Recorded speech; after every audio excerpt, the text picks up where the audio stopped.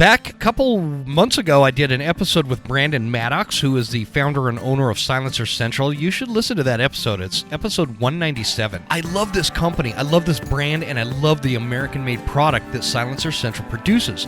I use the Banish 30 on my hunting rifle, and if you guys follow me on Instagram and you saw that video I put together, you'll see that it's not like what Hollywood portrays it as. It's not like it silences the rifle down into nothing, but it makes a huge difference. Like, my ears don't ring when I shoot. The animals don't know where the shot is coming from. It disorients the sound, and Silencer Central makes it super easy for you guys. Jump on to silencercentral.com and pick one out. You could ship your rifle to them. They'll thread your barrel. They'll ship it back. This is like a 10-day process, and the ATF process is shortened significantly. It's like down to 48 hours or less. It's the best time ever to get a silencer on your weapon, and you should check it out because it really is a game changer. SilencerCentral.com is where you could find them, or you can call 866-891-4494, and they're happy to answer questions. It's crazy. They actually have people that answer their phone.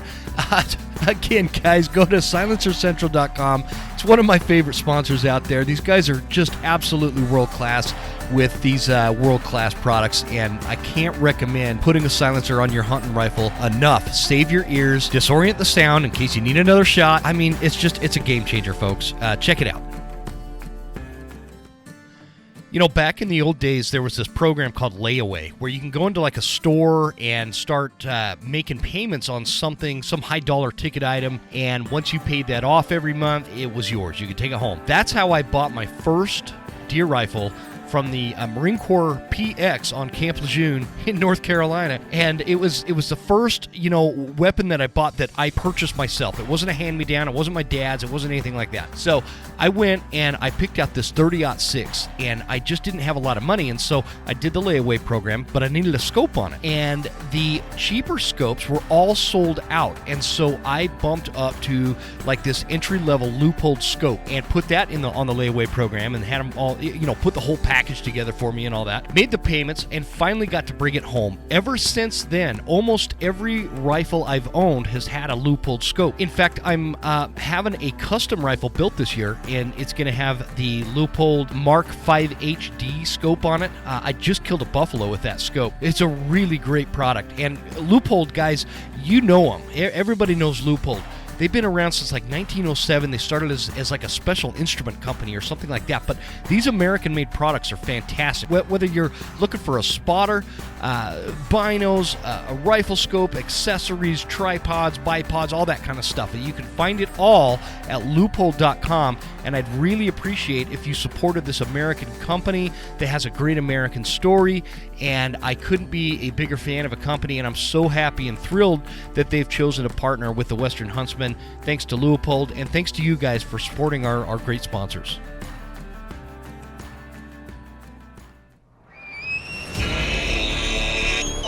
Ladies and gentlemen, are you ready to make this elk season your best season yet? If you answered yes, my friends, you are in the right place.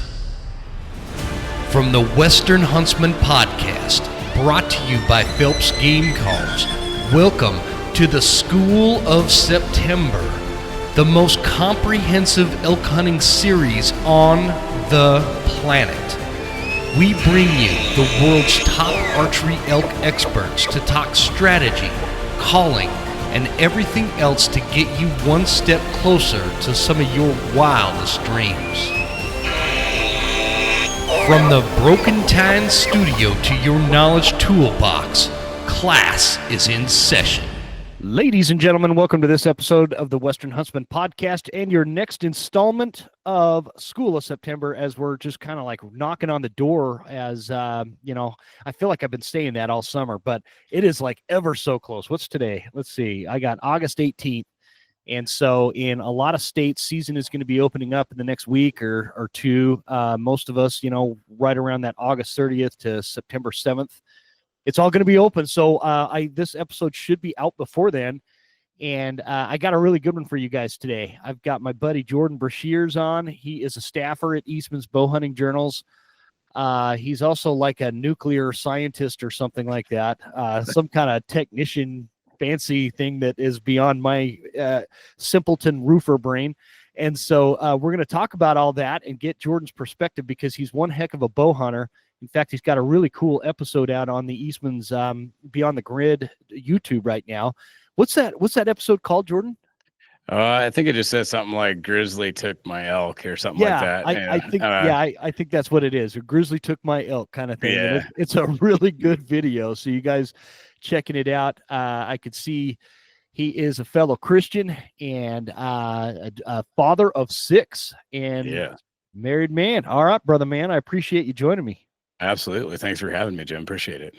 So give us a little snapshot of your background so everybody kind of knows who's talking at him in this episode, because I'm just trying to, like, as I get really excited this time of year, man. Like there's so much to cover. I feel like I'm like, I want to make sure I'm not missing anything that I feel like the audience could really benefit from. And that's why I thought it'd be good to get you on, because you're one of those, I could tell from that Beyond the Grid episode that you're real analytical. You really think things through. Okay. So I really like that. And I think that's perfect for this episode. So tell us a little bit about you and we'll take it from there. Yeah. So, I mean, I was born in the backpack hunting with my dad, like just about 9 months old, going on hunting trips. So I've literally grown up in the woods and just loving the outdoors and God's creation. So it's definitely something for me that stepping back and learning to explain what I do has taken more time than, and actually helped me be better, because I just did it. You know, you just when you kind of grow up every day, you're out in the woods somehow or another for all summer, you just take things for granted. And then new people come along, or I start raising my kids up and showing them what to do or whatever it is. And it's like, man, I don't even know what I do here. Right. And you start kind of analyzing it. When you become the teacher, you really become the expert. And probably I'd say about 15 years ago, that started happening for me, right? I started writing for Eastmans and putting my knowledge onto paper, and then doing a couple hunts with their editor and just building up, taking some people on guided trips for an outfitter in Montana. And that's actually where I met Dan Picard, and he and I hit it off, like just loved it and just started hunting together. So it was an interesting dynamic, right? You just hunt a lot because you love it. Yeah. And I always had it in my heart that it could be something that I would do professionally, but never did I think that would materialize. I did in a hopeful sense, but how, right? And that's what everybody always asks. Well, how did you even get started? And it's like, well, I always answer it was a God thing, right? I have friends and family that are somewhat in the industry, but long story short, I was just a nerd about the rules and how everything worked, and keeping up with the trends of the animals, the die-offs and the tag allocations and all of the details.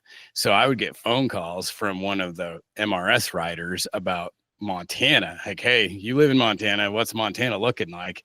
And after 2 or 3 years of giving him intel, he was like, you want to write this? I don't even know why I'm writing this anymore. And so that was my cool. Yeah, that was my introductory. And it was one of those baptisms by fire, because it was him really trying to go visit his daughter on a vacation, and he needed to have the information due to Eastman's the next week. And so it was like, here you go, Jordan. And it's due like Monday, right? So I spent my whole Christmas vacation learning how to write, put what I had in my brain onto paper. And that was the kind of the beginning of my school of stepping out and teaching people. And I was 27. So, lots of experience, but not lots of experience of explaining what I do. Right. And that was the beginning of an amazing change in my life. And we started, my wife's like, are you going to hunt like this forever? And it's like, well, if I start getting paid for it, yes. If I don't, then I guess maybe I'll slow it down a little bit, you know. And within a couple of years, I was getting paid for it, and it's just been an amazing opportunity ever since. So I've really just gone and explored the West quite a bit. You know, I am a father of 6, so I spend a lot of time not hunting or taking them hunting instead. So my episodes are few and far between, but probably more the epitome of just a blue collar hunter. And it has the blessing of Eastmans covering and the things that we get to do together. So it's really neat, and it's been a really amazing experience for me as well. So. Isn't that always, it's always like this really interesting thing where, because I get that question a lot too, Jordan, like, well, how do I get into the hunting industry, and how do I, make a living in hunting? And it's like, I think people have this misconception that like, this is all I do for a living. Right. Cause I pump out episodes every week, and I'm very enthusiastic about it. That's for sure. But it is certainly not what pays the bills, And so for me, I'm a guide. I do this podcast. I do make a little bit there, and being involved with the Eastmans has been a real blessing as well. But I mean, I still have a day job, and I will for a long time. So, what about you? What do you do outside of the hunting? Yeah, so for the last 15 years, but off and on. So I'm a general contractor by identity, in the sense of career. But 2010, I took a job working for Westinghouse Electric Company as a nuclear tech, which kind of is like everybody scrambles their brains when they hear that. Like, you're nuclear engineer. It's like, no, I'm actually just probably a whole lot like you are, Jim. I'm a contractor that's built with his hands his whole life, and I take that and I work on reactors. So nice. We travel around the country with a team of engineers, and I'm a SME. It's like a subject matter expert in the field of modifications. So we mod plants that need a power upgrade or an efficiency upgrade of some sort. And the engineers do all the cool factoring and calculations. And then myself and a handful of technicians have been doing this forever, take what they build and we mesh it to find out if it's compatible or not to the real world in a mock-up scenario. So we literally will mock up an entire reactor and do everything in test on a clean, non-radioactive environment, and validate that what we're going to do is going to work. And then we'll go into the field and do it live time and modify the reactor. So it's a pretty cool, unique opportunity. It keeps me away from the family more than I'd like, but I get to travel around and hunt in different places and hike all over the place and see things that the Lord created all over this world too, which is pretty awesome. So yeah. Heck yeah, man. Yeah, that sounds great. That's it does sound mind-boggling when you talk about it. It's like, what? Right. Like, what happens if I mess this up? Is this thing gonna go? Yeah. Do you glow at night? Yeah, seriously. I get that question a lot. Yeah. Yeah. I think it's, well, not to go down that whole political side of it, but I think that's awesome, man. Really cool position you're in. I think you're right. That travel might get old sometimes, but what an opportunity to see some new places and put your feet where you may, otherwise would never have done, and right. So that's super cool. And, absolutely. So, and tell everybody kind of what is it at Eastman's all that you do, outside of making cool videos for Beyond the Grid? Yeah. So I have a lot of experience writing the members research section. That's really where I cut my teeth at Eastman's, and then started doing episodes. And now it's everything from blogs to testing out like a hardcore field test of a new product, tips and tactics. So a lot of simple concepts that you need experience to test out and bring into the field or bring to the audience. So I spend a fair bit of time trying something on for size and then giving my opinion about it or what have you. So it's just a kind of a pinch hitter for like Deanne and Brian, because they're so busy and so slammed, and I'm somewhere in the middle on that list, not nearly as well known as those guys, not nearly as efficient of a killer as those guys, but relatable, and I have a ton of experience to back it up, so it works out to where I have a Sure. blessing to be able to jump in the seat and kind of pack something out here and make it work for the team. So it's been really fun. Cool, man. And I've been doing more and more articles in the magazines as well. It just kind of depends on when I travel. Writing's actually quite easy because it's just me in the hotel room. When I'm home, it's a lot harder to think tank something up and put it together. You know, I have almost 8, 10 and 12-year-old little boys that are just live to be outdoors with me. So when I'm home, we're doing stuff and shaking it up outdoors somehow or some way. So I don't spend a whole lot of time typing when I'm back in the saddle as dad. So yeah, I don't blame you. Yeah, that'll keep you on your toes for sure. Right. So, well, cool, man. Well, it's cool. Like I've known who you are for a long time, but it's kind of cool to actually meet you and like put a face to all that. And I've read a lot of your articles and your MRS stuff and all that kind of stuff. And then obviously I just watched that Beyond the Grid episode. And so, yeah, it's cool to kind of, finally put a face to a name, man. Oh yeah, likewise. I've been meaning to get a hold of you as well. So I'm glad we had the opportunities. Awesome. Yeah, man. I'm excited to have you on for School of September. So, and kind of like what I explained, in the intro I was kind of doing there, we're kind of at that critical time. We're all trying to get this, our gear ready, getting everything dialed in, getting our plans, our game plans on the mountain. For me, it's a real straightforward year. I got week 1. I'll be taking my daughter out. I just got her a new Matthews lift.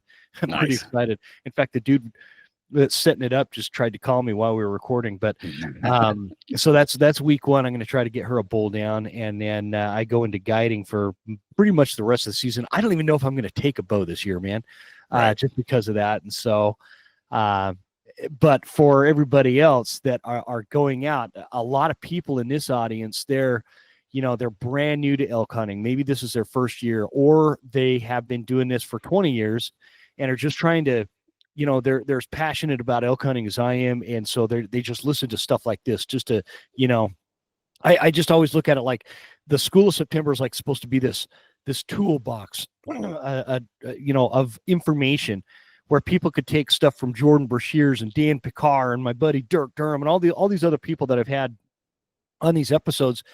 And when they come across a scenario or a situation in the field, they've got that separate perspective, and it's fresh in their mind from listening to them, and they can pull that out of their toolbox and maybe stick that arrow where it needs to go. And so, that's the idea here. And it's a nice break from, we deal with a lot of, management, political, activist type kind of stuff on this show, but I'd rather talk about how to kill an elk. Yeah, yeah, man. Exactly. So, I kind of always ask this at the beginning for everybody. Everybody has like this overarching strategy.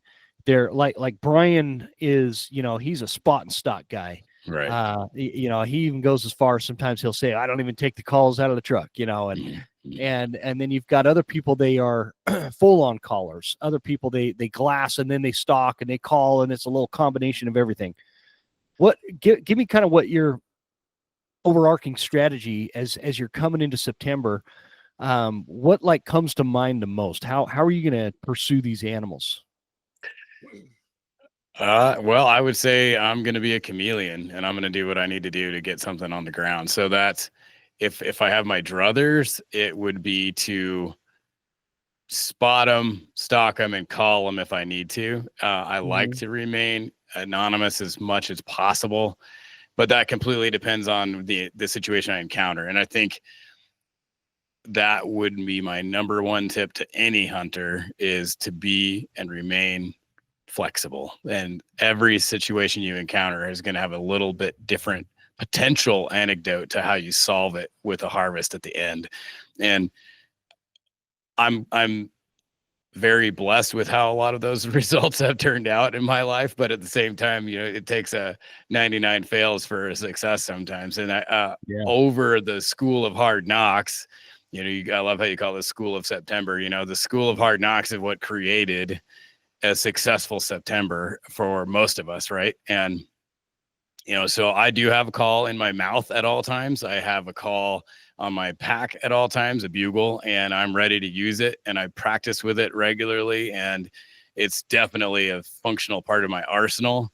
And then I'll also very quickly abandon that ship and silent stock into whatever scenario I feel is more likely and run with it. So for me, it's a lot about remotely feeling out the situation. And then if I can assess something that says, okay, he's all by himself, good looking bull, and he doesn't have anybody around, I'm gonna call at him and see how he responds to the calls from a distance and work a little bit of the scenario out while I have some buffer that hopefully doesn't send him running, and also allows me a chance to switch it a little bit in motion, as I'm maybe gaining a little ground on him, but not really breaking that gap, and feel him out, right? If it's a big old herd of elk and there's a bull in there that's sounding off every once in a while and nothing's super excited, doesn't appear to be even a cow in heat at the moment,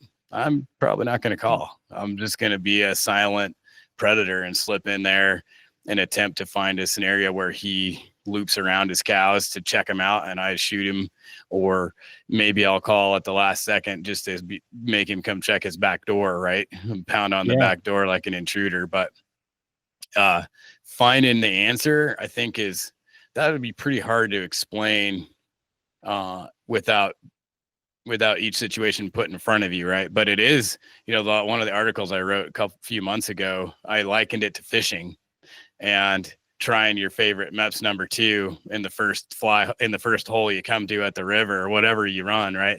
And working that for a while until you realize this isn't it, and switching it up, right? And each cast, it has a different response, and you attempt to tweak it in order to get that bite, right? And I feel that's not just calling. There's a visual cast that I make when I'm looking over elk and I'm seeing their body language and how the bull's treating the cows, or if he's with cows, or if he's with other bulls, et cetera, et cetera. And that body language and demeanor is going to help me understand what to do in the moment, if that makes sense. Yeah. Can I ask you a series of questions based on what you just said there? Absolutely. Yeah. And actually, I like to do these scenario based questions. Mm-hmm.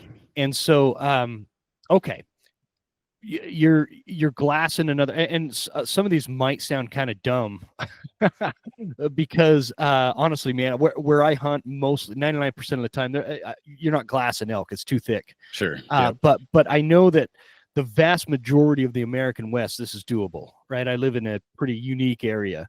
And I'm speaking, those of us in Northwest Montana and North Idaho, like coastal Oregon and Washington, that's going to be kind of the same scenario, real thick, overgrown, brush kind of stuff. So, but for the rest of everybody else in that's going out with an elk tag, that opportunity to monitor elk from a distance is very real. And so scenario wise, you're on maybe just off the ridge looking at, across a basin, across a drainage to the ridge line across, and you spot, and let's say it's roughly 400 to 500 yards across. Let's say you see a bull mid-morning, like 9 to 11 o'clock ish, and he's just kind of meandering, feeding. You know how they just kind of wander. Maybe he's every once in a while he's throwing his antlers into a bush or what. I've watched bulls do this a lot, like that mid-morning time. It's like they get bored and need to move around or whatever. There's no cows around and it's mid-September. Are you going to throw a call at that bull? Yeah, absolutely. I'm going to cow call at him and see what he does. If he gives me any notable interest at all, I'll work that system that way for sure. And if he gives you an answer to the cow call, at what are you going to do next? Are you going to try to close that distance and cow call again, or what are you trying to call him to you? Tell me kind of how you break that down. If he's pretty aggressive in his response, and when I mean aggressive, prompt and continue, and I can get him to be more aggressive as I sweet talk to him, I'll stick my ground, find a good spot to shooting lane up and be ready to go and just see if I can get him to close the gap. I mean, that's obviously the dream hunt, right? The ideal scenario is what happened. Yeah. That kind of what happened to my bull last year. You know, you have this,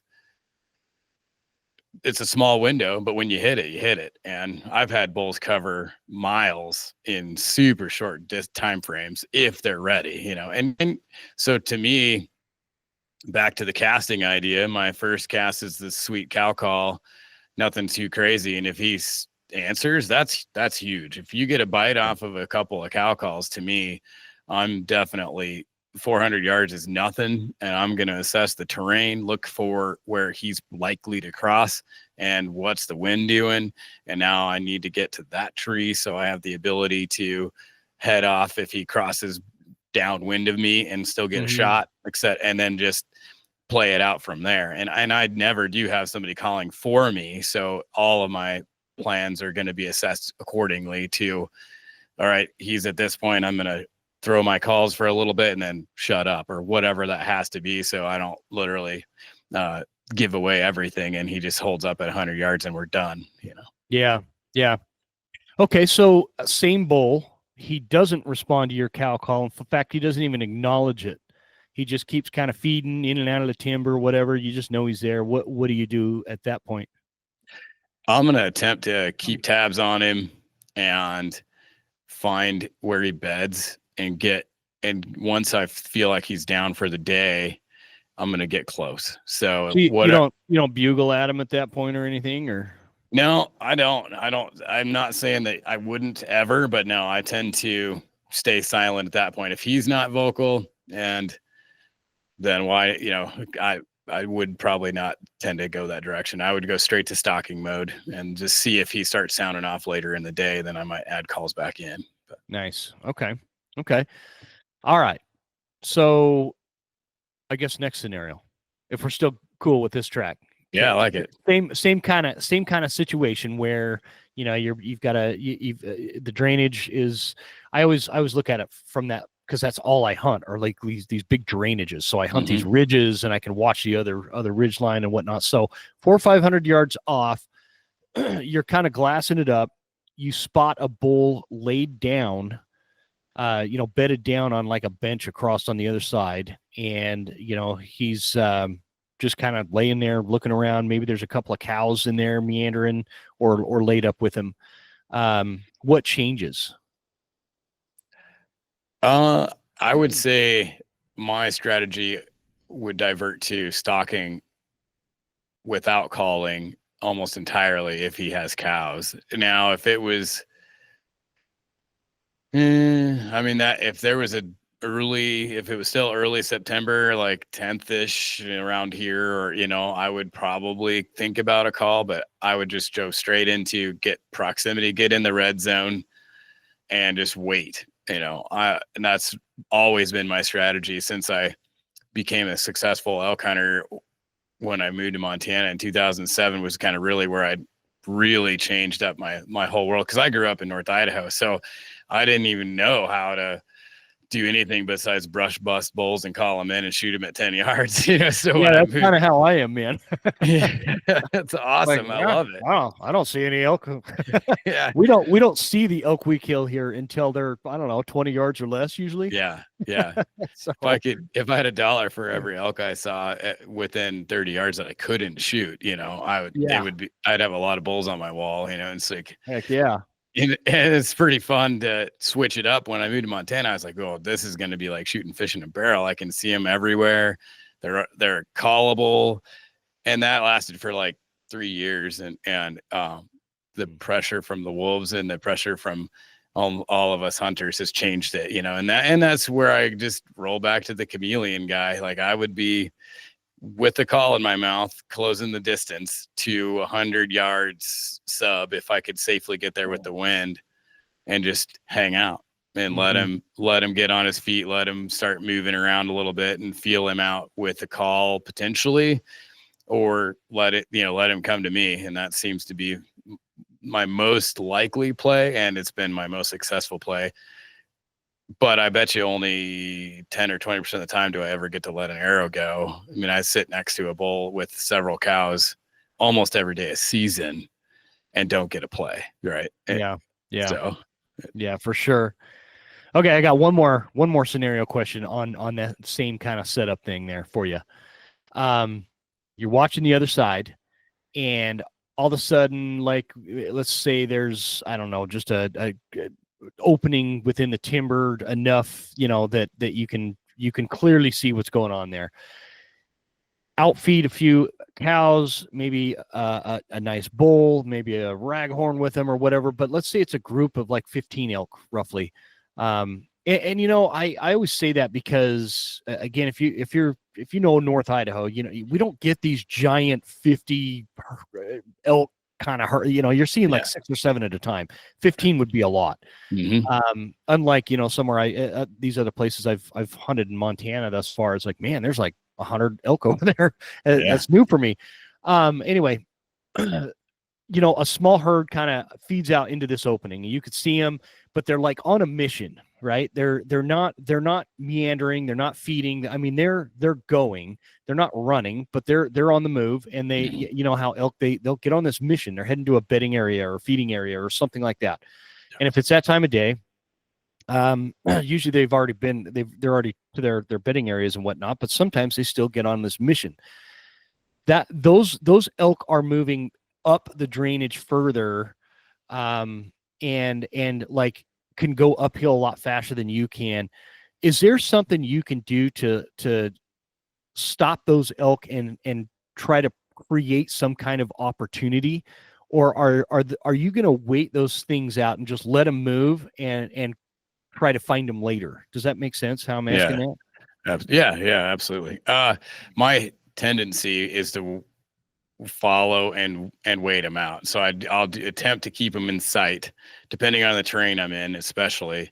A lot of the breaky country you get in, you lose elk and you're done. So I really do try to keep tabs on them, and then find another play opportunity when they do settle for the next, whether they rebed or they're feeding or whatever they're doing. A lot of times, like what you're talking about, they're going to water. So my hope is to have understood the terrain well enough to be like, all right, this is their water source, this is their bedding area, this is their likely feeding area, and hopefully I'm understanding why they're moving, or at least have a good presumption as to why they're moving, and then I can throw that in my playbook for, well, they're headed to the creek and they're going to get their afternoon drink. If I get down there, I could probably get a shot across because it's only 60 yards across this gully. If I get down there, and I might be able to put one in them, that's hopeful anyway. So obviously we're always in new spots. But thank goodness to Onyx Maps and similar, we can kind of pre-scout them and at least have a decent playbook for where those areas are, and then validate them when we're in the field. So that'd be my hope, but I wouldn't call at a herd anymore. I mean, I grew up doing that and chased lots of bulls for lots of miles. and we've had them turn around. I mean, I've chased bulls so hard for so long that they turned around and chased me back finally, 1 in 100. But it did happen. It's so hard to get them to turn around, especially when it's the group. Like if it's a lone bull, I can often get them to turn around, especially if I just kind of do the whole slingshot thing where I act like I'm not interested and start calling and walking away from them. They'll like, that gets them excited. They're like, wait a minute, you didn't show me who you are. I need to come see you, but if it's a group of them, man, I don't know if I've ever like turned them around. And so, but it's tough. That same question again, and some of these might sound like there is such thing as dumb questions, Jordan, because I ask them all the time. And so it's okay though. I've accepted it. That same scenario, does it change anything if it's like either fixing to start raining or is actively raining? Like not super hard, but that September thunderstorm afternoon, little, rains medium-ish for like an hour. Does it change what you're doing in that particular case? It does. It makes me more patient to wait for the rain to stop. My best days have always been sub storm, even if it's a light rain. And so I always get excited when the rains come because the elk tend to quiet down and hunker down. And so as long as I can keep monitoring them, and I'll be ready to strike when the lights up if we get a break. And usually you have the most exciting rut fests ever after a rain, Yeah. and or at least good movement. And it's going to be quiet. I'm going to be able to make my stock. I won't call. I'll probably just slip into my wool socks and I'll just be ready to disappear and enjoy a very low scent, high likely close encounter hunt, and that's one of my favorite things. People are like, oh, it's raining or it's windy, or I'm like, this is what we need. Like, let's embrace it and let's go kill something.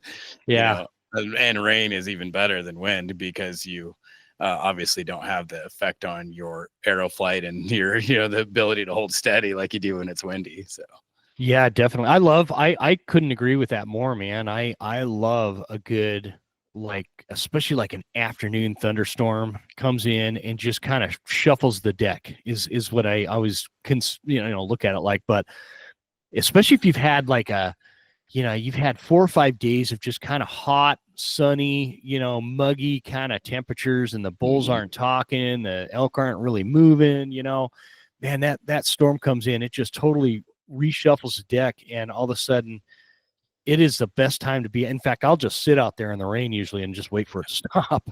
Absolutely. Yes. So, yeah. I think it's great. I love it. So agreed. I'd like to welcome Mystery Ranch as a sponsor to the Western Huntsman. This is a great product. Specifically, we're going to talk about the Mysterium line. Those packs include the Sawtooth 45, the Sawtooth 65, the Beartooth 85, and the Marshall 105, depending on what you're doing with the pack. If you from day pack to backcountry, plenty of space. I like what they wrote on the website. Between the disciplines of calculated preparation and in-the-moment focus, an intangible alchemy exists. We call it Mysterium. It is our most ambitious, tech-rich line of Mystery Ranch hunting packs constructed for the most methodical hunters. I'd agree with that. It's a great pack, guys. I really like the ventilation system. When you put it on, it's nice and tight, but you're still breathing a little bit less of that buildup between the pack and your back when you're sweating and out there packing through the mountains and whatnot. It's a super functional pack, very comfortable. Very good at carrying loads. I've been using it all spring between bear and just like I do a lot of rucking to keep in shape, and it has done a phenomenal job. I've got a lot of top-of-the-line packs out there, and I've always kind of geeked out with packs, but I really do like the weight distribution and the way that it allows you multiple options as to where you're going to either carry a water bladder or one of those Contigo containers or whatever you're going to use. Really impressed. I love the ease of how everything functions on it too. You don't need to watch a bunch of videos to figure out how to undo everything to pack a bunch of meat out.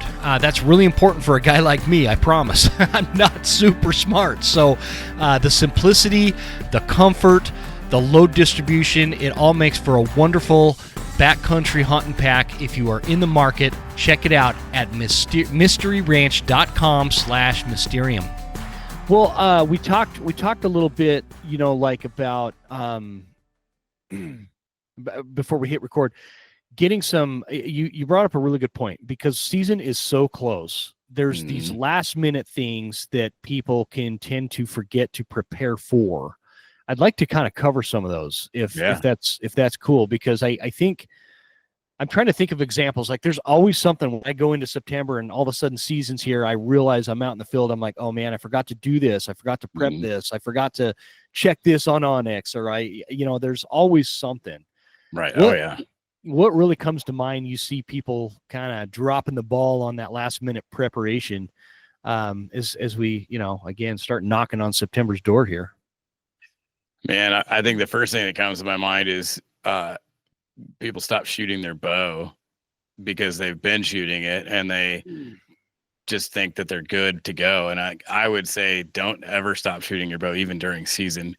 But then additionally to that, more little stuff wise, I try to do not tomorrow, but the next day I'll go hunting with the boys for antelope. And any way I can get into the field for a dry run, if you will. So if you can just do a couple scouting trips that are going to emulate a pretty solid day in the woods, Uh-huh. you're gonna work the kinks out, right? And then you're not doing it when it's that prime time. I have a tag in my pocket and 4 days off kind of situation, and you'll remember, oh gosh, I didn't bring, whatever it is. There's always either it's that one knife or it's that like a battery pack to recharge your equipment, or there's those little things that we pulled out in the middle on the off season. Oh, where's my headlamp, or where's my spare batteries for my headlamp, or Yeah. and when you go, you will find out that you're missing that item. So go a little early and use it as an excuse to get your kids out, or go with the buddy or something, and then dry run it and make a quick little list and run back and get it all. And we'll be full swing in 2 weeks. So for me, I'm going to use this opportunity. I have my go boxes all lined out. I have basically a floor full of gear right now that I'm trying to make it to where that doesn't happen. But there's always something that you're like, what the heck? I've been doing this for 25 years. And I know, man. It doesn't. I still forgot that. You gotta be kidding me. I have buddies that have like, you know how like a pilot gets into the cockpit of a plane and he's got like this little checklist. I've got buddies that they do that for hunting season. And they have like these written out checklists. I think that's a great idea. I've never been that organized in my life to do that, but I should start. But I'll give you a really good one, man. I'm rolling with a new pair of boots this year, and a lot of folks think that putting them on and walking around the block a few times is a good break-in. Right. And it's not, man, because there's a big difference between walking these flat surfaces and sidewalks and whatnot. Yeah. I threw them on last Wednesday. Yeah, it's Monday today. So, and I went and checked some trail cameras that just so happened to be, it's not like they were super far off the road. They were like only a mile or so, but man, it is like steep country getting in and out of there. And I had those giant blisters that develop on the top of your heel, from that rubbing from that. And I'm like not complaining about it because I'm glad I'm doing it now and not, week 1 of September. And so that's something that hunters need to keep in mind. If you have the opportunity, maybe you've got some new boots, or you just haven't used those boots and you haven't hiked those hills, man, get out there and hike some hills and like really wear your feet out. Try to build up that tolerance and, work those boots out and just all those problems. Because like, if this would have happened during hunting season, man, they're super painful blisters. I would have been down for a day. Yeah. And so, that's one thing that comes to mind. It's stuff like that. Like, what else can we build off on that? I really like this topic. Yeah, that's a great one. And it is heavily overlooked, or last year I got a new pair and they fit like a glove and it was fine. You get another pair and you take it for granted and it doesn't work that way. So always testing out your shoes is huge. What would be another good one? Man, I mean, changing anything in the middle of the stream is a little dangerous, right? So I would always warn against that. But if let's say you got a brand new pair of binoculars and you haven't really messed with them yet. A lot of guys have been saving up all summer. Literally my buddy just ordered a brand new pair and he'll validate them next week. If you are basing any decisions off of the range of that rangefinder, you got to go revalidate all your shots with your bow and make sure that it's synchronized with whatever other rangefinder you just sighted your bow in with all summer, right? Yeah, very true, man. I didn't think about that. That's a great point. It could be off just a little, but that's all it needs, with the way that we shoot nowadays with our equipment, so man, it's a world of change. Downloading your maps on your OnX or whatever online system you use, that's a huge one. As everybody gets new phones, and then you like, well, I downloaded them last year. I'm good to go. Yeah. And you get out there and you don't have cell service and you don't have any of your areas anymore. That will get you. And so making sure you are downloaded ahead of time before you leave that gas station or before you leave your house, and for sure you have those regions backed up so you're not sitting there dead in the water with nothing. That's pretty big. What I just did, man? I just bought that Starlink Mini. and I've been testing it out. I was out scouting last night, and I was way back in the back country where I mean, there's no even you couldn't get phone service on the best day somewhere like that. As you're just completely out of phone service. Right. And I was able to get on there and like check Instagram and like call my wife and send pictures to my girls, all sorts of anything you could do at home. Amazing. It's like having Wi-Fi everywhere. And so right. I think they should sponsor this show. In fact, Yeah, Starlink. that's right. Somebody call Elon and tell him I just gave him a good plug. But I tried it out, man. It's cool because I could put it on my dashboard on my truck. And I plug it in there, and you got to buy the little adapter to plug it in the truck, and you just cruise the dirt roads, and it's really nice. I can figure out what truly I want downloaded on my Onyx. Like, that drainage right there is totally roadless. I love it. It's north face. And I'll bet you're even better at this than I am. But you can just look at a section of a mountain, and that there's going to be elk over there. And I don't even know how to explain it. I just know there's going to be elk there. So I download that little section, and it saves that, because it takes a lot of data on your phone or whatever. Right. Or is that the right word? Is it data? It takes a lot of like storage space. Correct. Yeah. Storage space. It storage uses data. Yeah, it uses data, but it'll like really clog up your storage space. And so this way I could take real small areas on the Onyx and download that versus, because normally I just do these giant chunks. So yeah, that's a really good one. So if anybody has a hankering, I want to say it was like $500 to buy the Starlink, and then I pay $50 a month for the service, and then like I could shut it off when hunting season's done. Okay. But I bought it. Yeah, it's awesome, man. It's not it's like going to be the new piece of gear for this year, just to be able to, I don't know. I'm using it for my company outside of hunting. So that's why I was able to justify it, but it was cool. Yeah. What else out there? I'm trying to think.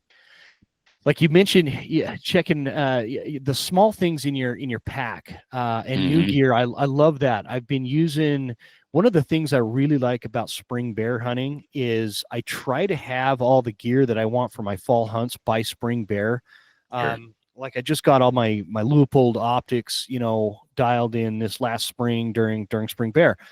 And that has been like that way. I know they're dialed, but I just barely got a new Mystery Ranch pack. And so I've got to go like load. I just got it like yesterday. So I'm loading it up. I had another one, but I'm going to load it up and go because like it's the same pack as I've had for a long time, but it's a different color. And so it sounds odd, but that pack might actually ride a little bit different than the pack that I've been rolling with. Right. Absolutely. So I'm going to go take that rucking probably tonight and kill my feet again with these boots. And, it's stuff like that. I can make those adjustments if it's riding weird, Yeah, I think that's a great one. A lot of people get a new pack, or if your pack isn't broke in, it's going to be noisy. I mean, the best packs out there are going to creak a little bit until you put some weight in it and run it for a minute. That's not 100% true, but there's always something in a crispy setup that's fresh. So you're going to be like, man, this thing, this thing's still a little bit, when I do this, it goes, and I feel like the more we can prepare for that, the better. And that's, I'll be hiking this week with my boys. Last week, I didn't get it this year. I didn't get to do it like I wanted to, right? Usually I saw Dan out with Dean on his back a couple weeks ago, just breaking in the pack, and I was like, I love doing that. You let the kids ride on there or stuff it full of a bunch of something just to expand out the bag and make sure everything is really starting to break in well. So when you get to use and familiarity, how often do you pack a call into a pouch somewhere, get up into the mountains and not really remember that you had it or find it again? And so familiarity is a pretty big deal when you're minimalist. It doesn't matter if you're going 10 miles and coming back, 1 mile coming back, or your backcountry. At some level, you're going to have everything in its place. And if you forgot about that one little zipper pouch that you stuck your diaphragm calls in, and you're back there and you're like, where did I put those? I mean, I know. It I sounds did that. dumb, but we've all done it. Yeah, man. I packed an extra release because I'm famous for forgetting to put my release on at the truck. Yeah, And, I've done that so I before. always have an extra one in my pack. But one Hmm. time I got like a mile up the mountain, man, and I'm like, oh, I forgot my release. And I'm taking my pack off. I knew it was in there, but I could not find it. I ended up going back to my truck and found it like 2 days later in this little pouch inside of a pocket on that old pack I was running. This was years ago, but Hmm. yeah, no, that kind of stuff. That's a great point. Just familiarity.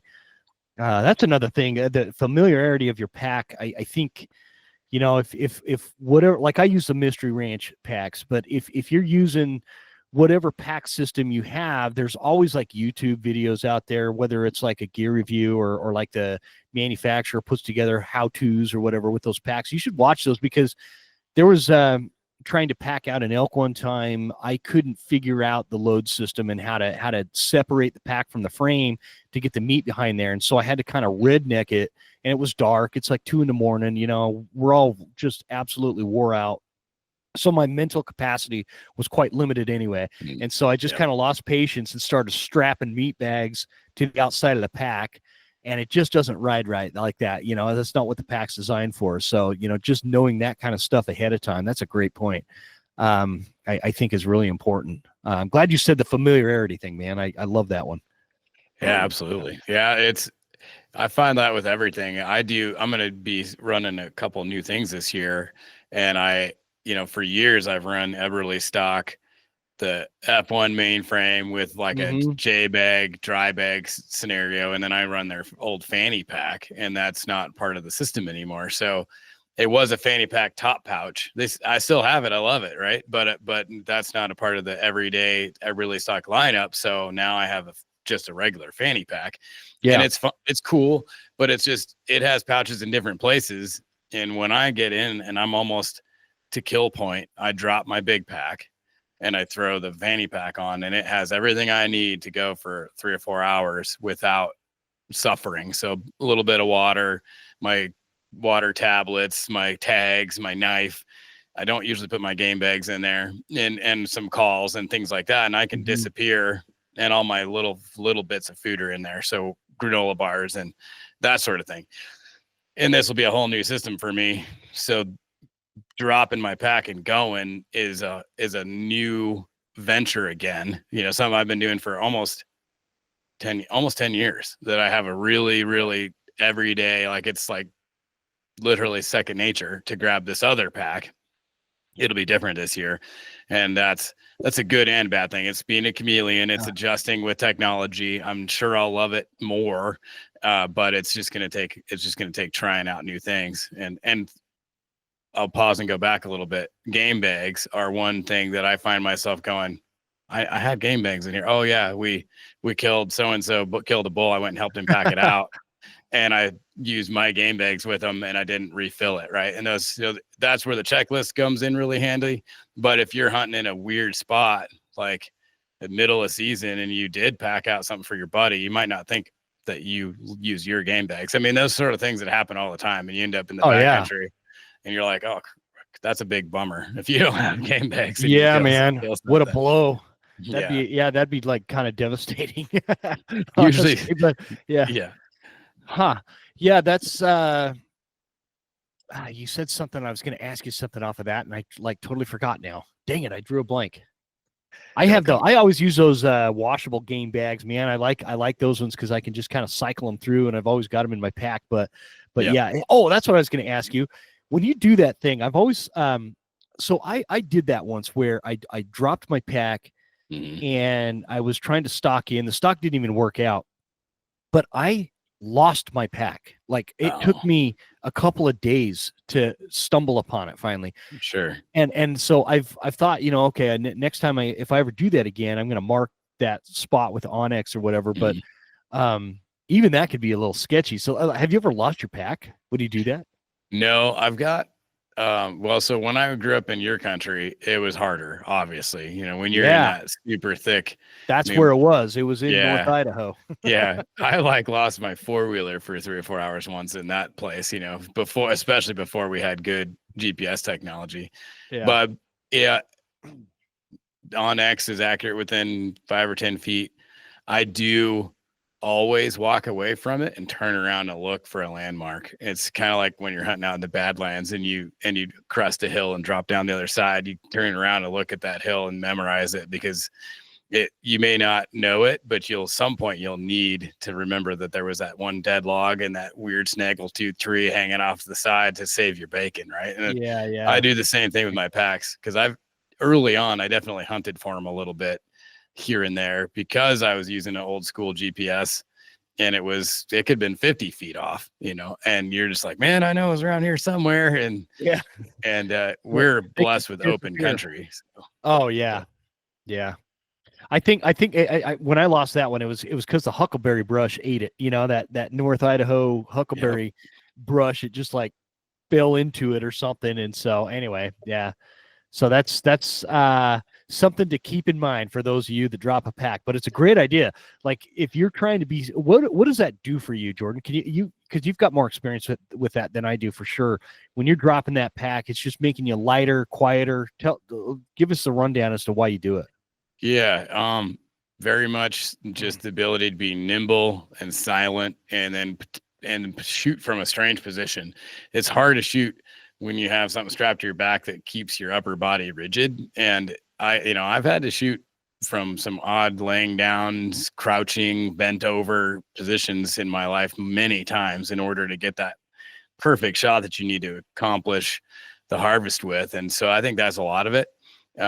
Yeah, I can be pretty quiet, and like, I shot my big bull last year with my pack on, didn't even think twice about it. There's been situations where it was pretty simple, but if you're going to navigate a bunch of brush, which like you do a lot, the pack's louder. It's going to make a much more noise because it's set up with a waterproof design, and it doesn't have, unless you have a really cool wool sock to put over the whole thing, it's going to make a lot more noise than your upper is. And so branches sliding across it no longer causes me issues. Mobility is very much enhanced. And if you're heavy at all, like you're going to pack in, of course, that's even more of a burden. If you're carrying camp with you, like some guys are doing, I don't typically find myself in hunting situations with that being the case, but sometimes you do, right? You're packing into base camp and you get a bull coming in on you. Then I really drop my pack because it weighs 70 pounds. But yeah, I have shot under trees. I've bent around trees, and that's just really hard to do with a pack on your back. I shot an antelope once laying down, drew my bow back across my chest, and then sat up and shot it. Right. Yeah. You wouldn't do that with a pack on your back very well. I would have been pretty obviously seen too, because I'd have been sticking up in the air an extra 2 feet. But yeah, for sure.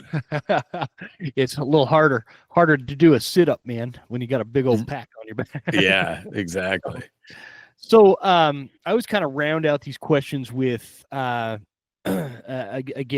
the guests that I get for School of September, they're always better, more experienced, and have killed a lot more elk than I have, right? And so I like to ask these questions, and they're usually people that are, whether they're a guide or they just hunt a lot, they're around a lot of people, they're involved with the social media thing, and they see a lot. You start seeing like common mistakes, and everybody perceives these different mistakes in different ways. Like I always see one of the big mistakes I see hunters make every year, and I'm saying this to maybe to trigger your mind as to what you think the top 2-3 mistakes are that people make that cost them a tag. But like one of the things I and it's a real obvious one, and I talk about it all the time, but in this thicker country, I see way too many hunters. I almost said guys, but guys and gals, hunters get out, they park their truck, they immediately start bugling. They're like literally still on the road. They might go 100 yards and they're still bugling their head off. They don't get any responses. They head back to the truck and they go, a half a mile down the road, and then they do it again. And I've been on this mission for years, Jordan, to try to get people to stop doing that, because you're not only wasting your own time, but you're screwing it up for people that are actually parked into the woods, away from the roads. Absolutely. And so it's a terrible idea. Elk, they do this for a living. They know that you're on the road. They know that you're a human, and they just heard your truck shut off. They hear your door slamming, and it's just like almost never going to work. I always throw the almost never, because you've always got this one dude that's like, oh, well, let me tell you, I pulled Right. up my Chevy Suburban, and by golly, I killed that elk 50 yards from the road with my truck still running. Right. Okay, whatever. Most of the time, it's not going to work. So that's like one of the things I notice a lot of people doing. What would you say are like the top 2 to 3 mistakes people make that cost them an elk tag? A notched elk tag, I should say. Yeah. I think I would go along with what you're saying and enhance that thought to turning around too quick. I think we tend to pre-program in our brain that elk are going to be here, and if we don't see anything, then go back to the truck and start over. So I would couple that with staying out till dark, the getting that extra ridge in, and then being comfortable and prepared to walk out in the dark. I don't know how many thousands of times I've seen, or hundreds, and probably equivalent to over 1,000 times I've seen somebody walking back so they can be back to the truck by dark. And you're missing the prime window to hear that bull bugle, to maybe even get a shot on something if you're close. And it's just for the comfort of walking in the light, which I do get. It's nice to walk in the light, but there's a lot of hunting that takes place in that last hour. We kind of call it the power hour, right? And Yeah, man. I probably see, I'd bet you I see 60 to 70% of hunters walking back in the power hour, and that's never going to do you any good. So if you can get comfortable with it and rolling in the dark, then stick it out, and you'd be surprised. I always tell myself it'll literally be 10 minutes till legal lights up, and I'm like, I need 1 minute. That's it. I need 1 minute, and sticking it out. You would be blown away at how far and how fast an elk can travel, and what he can give you in 1 minute, or a deer. We've been in stuff that you're like, there's no way, and all of a sudden they just get up, beeline it, and they basically walk over the top of you, and you get a chance. It happens, and so if you're not there, you're not going to kill them. So it's so crazy too. Like I absolutely agree with what you say. In fact, I know at the outfitter, if the guides are back and there's still daylight outside, like the slightest, Rob, who's kind of the managing guide over there, he's not super happy about it, And so I couldn't agree more. And I just like a couple years ago, I just needed like another minute in that bull. He would have given me a shot, but he was right at that minute where it was just dark enough where I knew it was a bull. I couldn't quite make out how big he was, and I didn't feel comfortable. So I didn't shoot, but I mean, he was like, sub 20 yards. He was probably 15, 18 yards, Yeah. Perfect broadside. But that could have played out a couple different ways. And the other thing about that is, if you're hunting out there, away from the truck, you're on the mountain, you're in the drainage, whatever, and you're hunting until dark, you will be surprised as to the intel you will pick up on maybe it takes you an hour to walk back to the truck, but the things you will hear during that time is critical intelligence for the next morning. Absolutely. What say you? Oh yeah, 100%. I don't know how many times, but majority of the time you end up hearing at least one more bull that you didn't even know was in the whole drainage area. And you're like, oh, and obviously there's that situation where that smaller bull tricks you with his bugle. But generally speaking, you can be like, man, that sounds like a mature bull at least, right? Yeah. Enough to be like, that's where I'm going to check my maps and start myself out in the morning as I get out of camp. And that's huge. The other thought I had when you were bringing that up is, you hit it almost to it. You had a bull at 20 yards. Don't rush your shot. Like the whole like almost notching a tag thing. You have a bull or a buck or something that's right there, and you're never gonna get this chance again in your mind. You have to treat it like you're going to be able to let him walk, and you'll make a really good shot. If you can take that little bit of pressure off you and just, nope, I'm not ready for this. And maybe he'll slip away because of the light is diminished to that point, or he walked behind that tree and it's over, which you'll never regret passing that scenario, and you'll always regret wounding an animal. So, man, that's a great point. I'm glad you said that. Yeah. That's huge. I mean, I've had some long walks out with a bloody arrow that didn't get him, and you still spend the whole next day looking, and only because I didn't wait for like 3 more seconds. I mean, really, that's 90% of the time, that's the answer, is like maybe even let down. There's just so many scenarios. I can't tell you that you're going to need to let down. Just don't rush it, Yeah. That'll make for notching a tag a lot better. So it took many hard lessons for me to realize that, because I get, pretty excited like anybody, if this is, we're elk hunters, specifically archery elk hunters. We're usually pretty passionate about this thing. Yeah. This isn't like I feel like, if I say this, I'm going to catch a lot of flack, but I'm going to say it anyway. I feel like there's more passion on the archery side. And it's like, it's easier to buy a rifle in August or September or whatever and get some elk tag and go out and try to elk hunt with a rifle. If you commit to an archery elk season, you need more time, and people know this, and they usually put a lot more preparation and work and practice and things like that into it. And so I don't say this, and I say this from a guy, I love rifle hunting too. I'm not just strictly a bow hunter. I love to go out and rifle hunt. So I don't want anybody to send me if you send me a nasty email, send it to Jordan. That's right. But I'm not saying this to try to piss people off. It's just like, you can't argue with it. There's a lot of passion that comes from this. And so if you're in the field and you rush that shot and you wound this bull, you hit him right in the butt or whatever, right, man, that hurts a lot more, and that'll haunt you all year long. And so, and and I know from experience, man, and I I need to keep what you said, your voice in my head when I've got an opportunity in front of me. I kind of even rushed a shot last year, and the arrow stuck in the deadfall in front of this bull that I thought was closer than he was, because my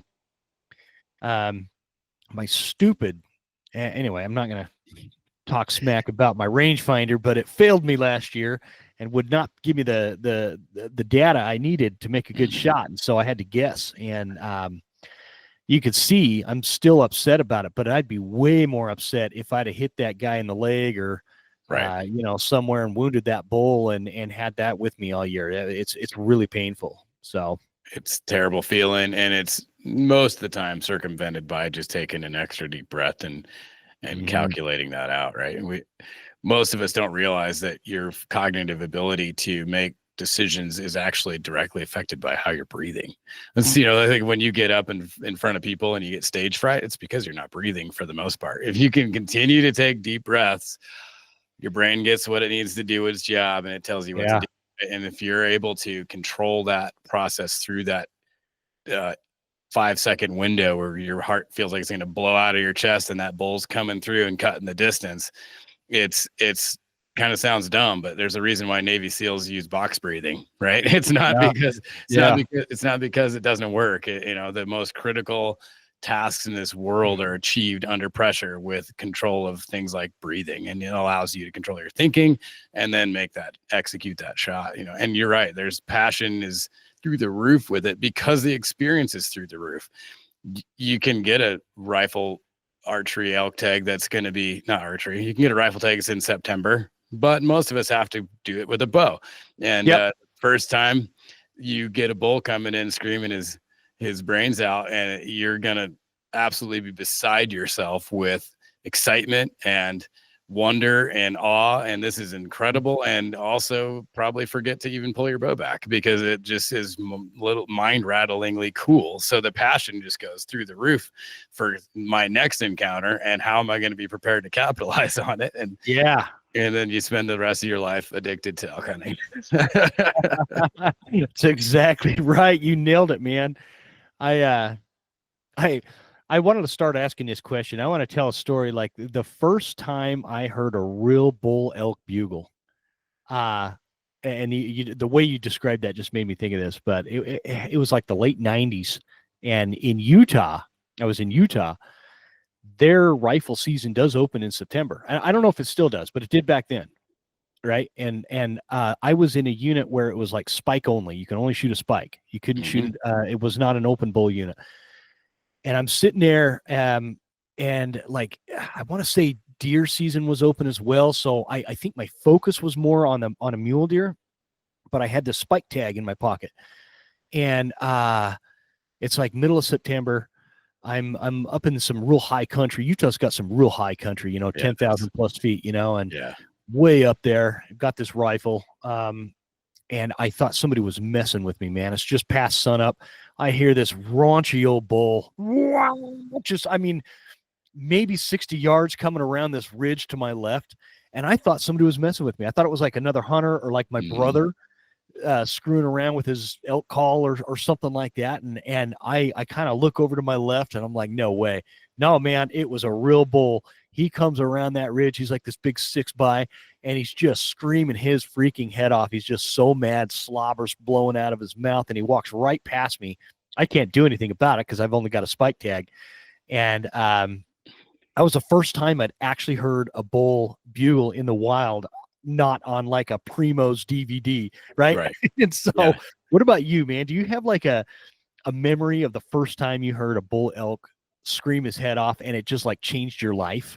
Yeah, I do for sure. I was hunting with my dad in Oregon, Eastern Oregon, and I was well ahead of my time yet. I was probably 8 or 9, I couldn't hunt yet for sure. And we were in the thick of it, that dream day of bulls bugling up and down the canyon kind of a situation, which I think was, if I'd heard elk, it was from a far distance before that. And so being able to be like, which one do we go after was new. And then Dad's like, let's go down here and cross the creek and go after that one. That sounds like the big bull.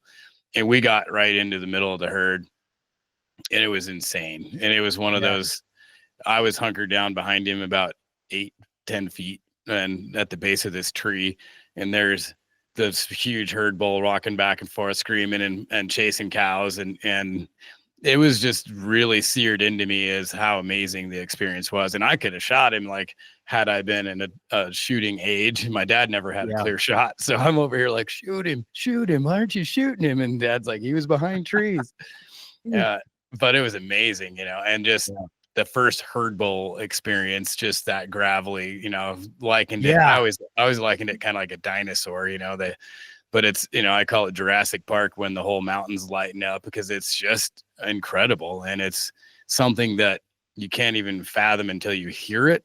And then when you hear it less than, let's say 50 yards, it's crazy. Once you break closer than that, you can feel it. And it changes everything about the experience when you can start to feel it. And that's pretty awesome. And that's exactly that's a great way to describe it. You feel, you could feel it in your soul, man. It's like the ground is rumbling. This thing's just bugling. That's what this was.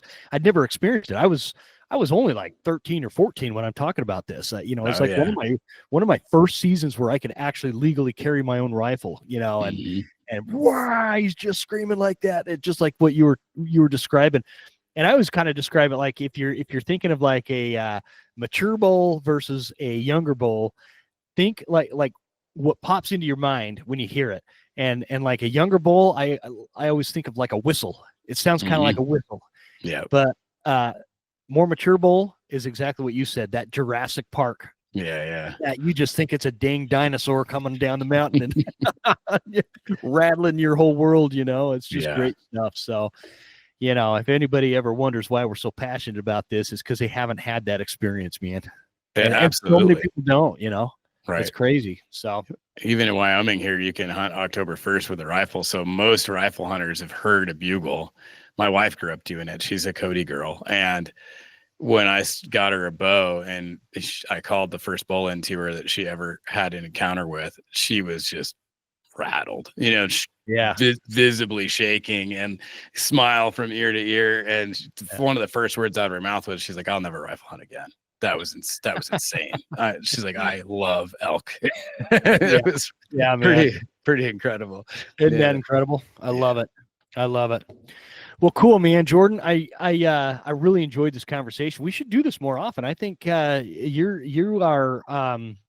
I'd love to get you back on for like School of September and maybe even some, just general discussions about the state of hunting, where you feel it is, and what we could do as a community to make the future of hunting a little brighter. Yeah, that's always a big focus. So maybe this winter we can jump on and do that. And when you're not out running around fixing nuclear facilities and Homer Simpson type stuff, right? I'd love that. Yeah, I'd love that, Jim. I appreciate you having me on, and I always love an opportunity to iron sharpen iron and chat about one of the major passions of my life. So that'd be great. That'd be awesome. Yeah, that'd be great. Well, I enjoyed it. I like learning from guys like you, and I think the audience is going to get a lot out of this episode. So really appreciate you joining me, and let's just keep in touch, and good luck this season, and God bless. Yeah, you too, brother. Thanks a lot.